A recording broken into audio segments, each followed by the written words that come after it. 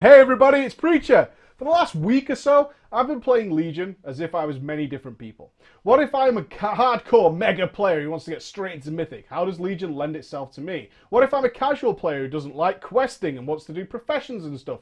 What if I'm a different person who doesn't want to take part in any group activity whatsoever because I hate people, right? We see those guys all the time. So, in order to work out whether Legion is any good, you've got to look at it from all these different angles. It's not just that one is the best, and that's the only way it should be played, right? World of Warcraft is played by millions of people who all play it differently. Every single person plays it differently, which is why World of Warcraft is such a spectacular game. So in doing that, I leveled many characters, I did them all different ways, and I'm looking at the features that Blizzard promised and seeing whether they hold water. Obviously, Warlords of Draenor was a bit of a disaster in this area. Unless you were raiding or PvPing quite seriously, it didn't really have much going for it, and the stuff that it did have going for it wasn't particularly good. But Blizzard promised some cool things. What we're going to look at first then is the 5 things that I think are the most impressive pieces of content or features that Blizzard has come up with for Legion. These aren't necessarily the 5 best features of Legion, right? These aren't the things that I would go, these are the 5 best things ever in Legion. These are 5 things that Blizzard said, hey, we're introducing this, and I've gone, that is really cool. That is a very, very cool idea, and that works really well. They're not necessarily a particular order, although certainly lending weight that way, but more to make sure the story follows a certain path and they all make sense to you as a listener. We will, of course, be looking at the 5 negatives, the disappointments. We will be looking at those as well, but of course, everything's not black and white. The game is definitely not going to be 100% super amazing. No game ever is, maybe Witcher 3. But, you know, generally speaking, we will cover all the bases to ensure that not everything is black and white and we're not favouring one side over the other. So without further ado, here's the list.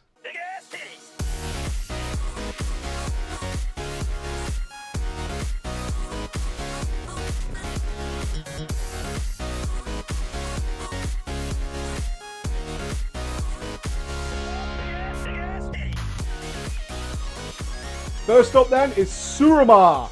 My first look at this, I gushed about it. I was so excited. This place showed a risk-taking idea that Blizzard hadn't done since the Burning Crusade. But they've changed it a little bit now. Let's take a look. For the new guys, Legion has 5 zones, 4 of which are leveling, and Surama being a 110 only zone, which probably makes you think Tanaan Jungle. But this is no Tanaan Jungle. Initially, I was overwhelmed by the only reason to go into Surama was in order to experience it. It was the first zone I had entered in years and didn't immediately get what was going on within the first 5 minutes. Where was the mission table? Where was the lovely field of blue exclamation points immediately telling me what to do and where to go? Where's the arbitrary currency I need to collect? Oh, okay, there it is. So it's not 100% brand new, and in fact they've added in some gating and dungeon unlocks to the zone recently to push people into it for fear that they will never go. That certainly is a disappointment, but it doesn't change that it's a fantastic zone. Some details then. The most impressive thing for me is that Surama is alive, and your involvement doesn't feel like you're the only possible saviour of the world. As you enter the civil war of the Nightfallen, it already feels different to what we've had before. Usually immersion isn't a big deal to me in WoW, mostly because the world doesn't act naturally. When you arrive at a quest hub, the statuette NPCs seem to only exist to feed you a bunch of conveniently placed quests. For all intents and purposes, the NPCs could be a notice board. You never feel as though they're genuinely doing something in their environment, or that they go on about their business after you leave. Now, I'm not saying that Surama NPCs are in random locations, but the majority of the content is found by locating NPCs that are already in the middle of some other mission. They might be smugglers, they might be at a party, they might be breaking into some old tomb. It gives the genuine impression that even if you never visited the zone, they would be going on and getting the job done with or without you. And that's because the overall situation is just way more important than you. In a time where Blizzard has heavily focused on making you the hero, it's such a weird and interesting change. The fact that XP, gear and artifact power aren't the purpose of Surama is also very interesting. When we're leveling, convenient quest hubs are idyllic. We want to get through these zones to get our XP so we can go on and do other things. Running all over the place in vanilla made the world feel real, but inefficient and annoying. Now that all that stuff isn't needed in Surama because you're already capped and you can gear by other methods, Surama makes it feel alive, and I absolutely love it. Next up on the list then is all the other ways that you can actually play at Endgame. Surama is clearly not the most efficient way of gearing or gaining artifact power, it's there to enjoy a story. So, all the other ideas which WoD lacked, let's see how they played out. A garrison campaign that really pushed the creative boundaries of ways to hide a fill the bar quest, a reputation system with the depth of a forum conversation, and 5-mans that were useless within a week. It's fair to say that many players not taking on the endgame were a little frustrated, and rightly so. Obviously they couldn't repeat that, and they have answered in spades. Usual is still there, 5-mans, reps, etc., but it's the additional stuff that really shines. The world quest system is varied and fair, showing the huge array of rewards beforehand, and giving the additional options of multiple zones means that instead of clicking a mission table and sighing at the thought of standing in that fucking pit again, hoping at least some players aren't just AFK, while being given even more delicious apexes, now you can select the most ideal path to take for your character. Not only that, but you can still do the remaining objectives after you've done the 4 required for the daily chest reward if you want, and all those goodies remain on offer. I've spent the last few days dicking around with being a capped character that wasn't desperate to get raiding to see what the other options were like, and found myself surprisingly busy. This time the garrison campaign is replaced by the class campaign. It is not shit. This was a shock. Hell, I was expecting some random ass weekly crap. Instead, I travelled to fucking space and got a developing story. Not saying too much, but it craps on WoD. On top of that, we have a profession system fleshed out with quests. Some are better than others for sure, and discovering the history of the artifact quests has some really cool aspects. I'll talk about them in point 2. The reward might only be weapon skins, but it's not intrusive enough to be cumbersome tasks that you would groan about. The best part of all this is that no matter how you want to play your WoW, the primary game resources, such as class hall resources and artifact power, they all occur concurrently and passively with whatever path you choose, meaning that the most interesting way of you playing WoW still gives you the same overall rewards for your character. More to the point, the stuff you might have feared from WoW isn't a pain in the ass. As soon as the screenshots of the class hall mission system popped up, the permanently outraged lost what remained of their collective shit. Turns out, it's totally fine. The only way it could be better is if it wasn't required. It ultimately gives you an extra relic slot in your artifact, but the fact that the system is much better, with follower missions of importance being the rarity, and often resulting in sending you off to actually act on the information, and the other quests not rewarding anything near good enough to make you feel you need to check up on them regularly, or make sure you get back every couple of hours to send your followers out. I have to do a disclaimer here. This is one of those things that the community bitches about, especially after making so much money from this system in Warlords of Draenor. So you might find that later in the lifetime of Legion, that a lot of stuff is added to the follower missions to make it more interesting for those guys who just can't let it go. Third, the leveling experience. When Blizzard brought up the idea of the scaled leveling, my ideas were all kind of closed compared to what the actual reality is. When the scaling system was announced, I don't think anyone complained, so what's made it so impressive to me? Well, what I thought was going to be the big advantage was leveling with others without the constraint of level gaps, meaning one of you is going to always be thinking in the back of your mind, this is a total waste of my fucking time. Even though you're playing with your friend. Every time your best, yet casual friend logs in, the chances of you being able to play together without just sitting on an alt that is idle is pretty much impossible. Beyond that though, I never thought much of it. What I actually found was that it shifted the entire experience. When you enter a traditional leveling zone, the clock starts ticking on when it's appropriate to just up and leave whenever the next zone becomes available. Blizzard has no possible way to predict exactly how people will choose to level, which is a good thing, having so many choices. One guy might do a load of dungeons, another might do his class campaign, professions, BGs, another guy might just do quests. So Blizzard has to account for them all, meaning that each zone has way more XP than is required by the average player who does a combination of activities to get through it. The reality means that we feel pressured to leave a zone after a couple of levels because there is better gear, better XP, etc. just waiting for us around the corner. The new scaling system did something wonderful.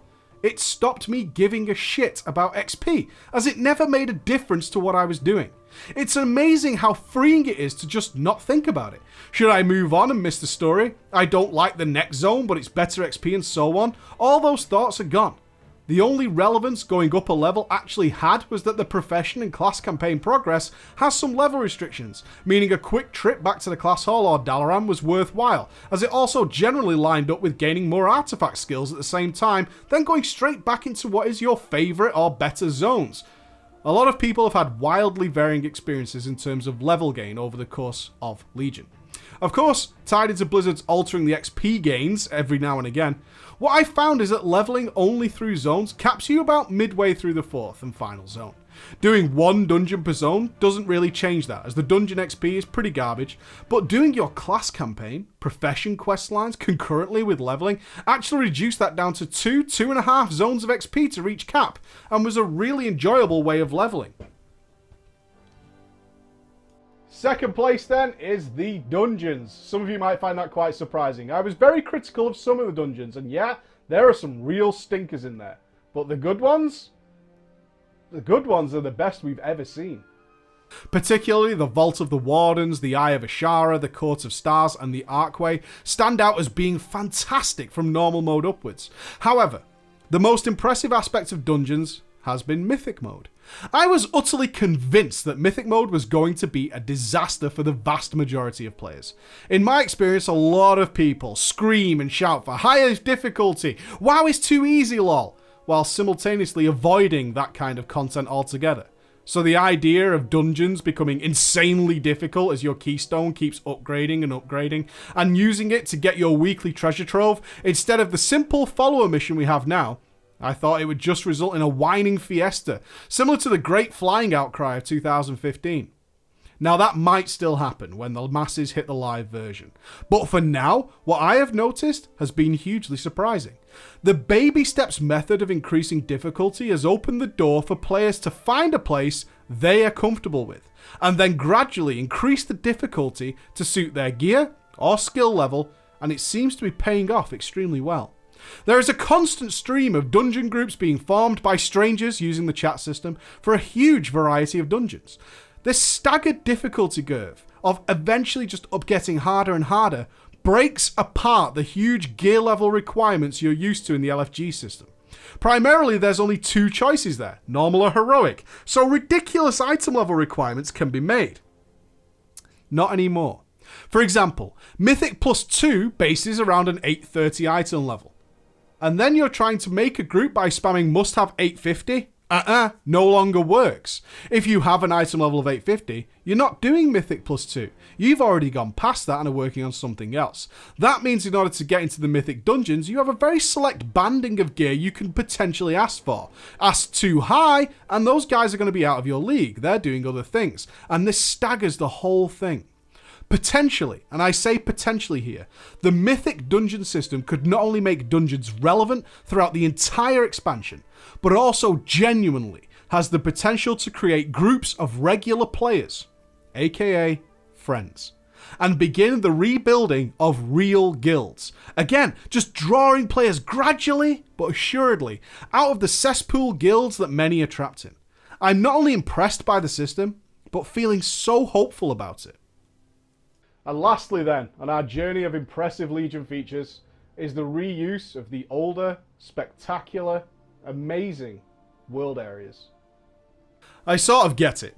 The geographical world of WoW is huge. For a while I thought adding some higher level content to the old world would not only inspire newer players by seeing what they could become in the future, which happened a lot during vanilla, but in realistic terms, with flying and the amount of players per server, the likelihood is that the old world wouldn't feel populated again, but then neither would the new world of the Broken Isles. The real tragedy, of course, is that some of these older areas are tremendous, and also ghost towns. So I was truly amazed that the artifact quests made wonderful use of these older landmarks, from Ulduar to Karazhan, but also saddened that they are over and done so quickly before being filtered into the Broken Isles. but hot damn if they didn't continue this trend in the class hall quests. A truly smile-inducing moment was being sent all the way to the Exodar. I mean, who the fuck goes to the Exodar? Which is a real shame because it's cool as fuck. I'm not even sure as a Horde player now how to even get there in a reasonable time. So running around it and exploring it was so much more interesting than just visiting a Broken Isles area that I'll be spending the next year or so in anyway. I sent Blizzard a long letter encouraging the continued use of this going forward, and I am genuinely excited to see what areas they send us to later in the lifetime of Legion that is going to waste in the current state of the game. So there you have it. 5 are the top things that have impressed me most in Legion so far. Now don't worry, all these things can be heavily expanded on, and I haven't really spoiled anything major. All the real juicy stuff, that's still waiting, but you get the idea that they've really pushed the boat out here. As I said, the next video we're going to look at is the disappointing features, okay? The things that I was hoping were going to be great, and weren't, sadly. Happens with every game, unfortunately. So stay tuned for that one, and I'll see you again. Thank you so much for watching. Bye-bye.